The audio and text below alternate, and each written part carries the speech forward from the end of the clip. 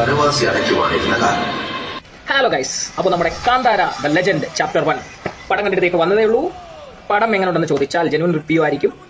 So പടം the best till date. First half എനിക്ക് കുറച്ച് ഒരു പോരായ്മയായിട്ട് തോന്നി. പക്ഷേ സെക്കൻഡ് ഹാഫ് തുടങ്ങുന്നതിന് മുമ്പ് ഇന്റർവെല്ലിൽ കുറച്ച് തൊട്ട് മുമ്പ് ഒരു ഫൈറ്റ് സീനും അവിടെ മുതൽ പടം. And Rishabh Shetty from the mighty Shetty gang, man oh, what A performance man, what A performance.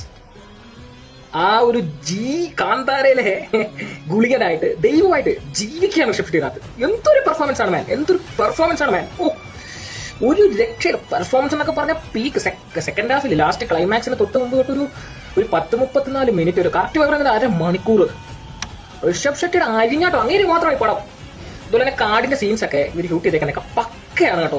ഓരോ ആൾക്കാരും ആ സീക്വൻസ്. പിന്നെ എനിക്ക് തോന്നുന്നു ഇതിനകത്ത് എനിക്ക് VFX ചെയ്തേക്കുന്ന റെഡ് ചില്ലീസ് ആണ് ഷാറൂഖ് ഖാന്റെ. അതിന്റെ ഒരു ക്വാളിറ്റി VFXന്റെ ഒക്കെ വേറെ ലെവല്. റാവൺ അതൊക്കെ നമ്മൾ കണ്ടായിരുന്നു പണ്ട് റെഡ് ചില്ലീസ് ചെയ്തത്. അവരുടെ ഒരു ക്വാളിറ്റി ഉണ്ട് VFX ചെയ്യുന്നതിന്. അതൊക്കെ വേറെ ലെവലിൽ ചെയ്തേക്കുന്നു. പടം എന്തായാലും വർത്താണ്. ഋഷഭ് ഷെട്ടി അറിഞ്ഞു പണിയൊരു പടമാണ്. പൊളി. ഞാൻ പറഞ്ഞില്ലേ, പെർഫോമൻസ് ഋഷഭ് ഷെട്ടി.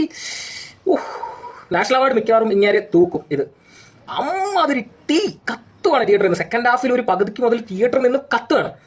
BGM ആയിക്കോട്ടെ, എല്ലാ രീതിയിലും വർത്ത് വാച്ചാണ്. എല്ലാവരും തിയേറ്ററിൽ തന്നെ പോയി കാണുക. So Kantara the legend chapter 1.